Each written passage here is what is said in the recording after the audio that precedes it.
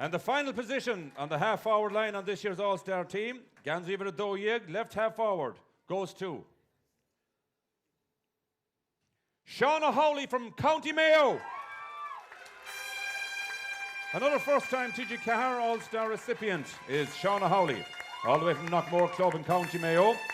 Shauna's tally of 21 points was joint third highest in the 2022 TG4 All-Ireland Senior Championship.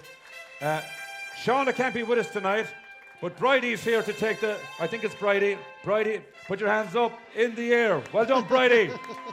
Well done, Bridie's Bridie. here to take Shauna's All-Star home with her. Well done, Bridie, and well done, Shauna Howley from Mayo.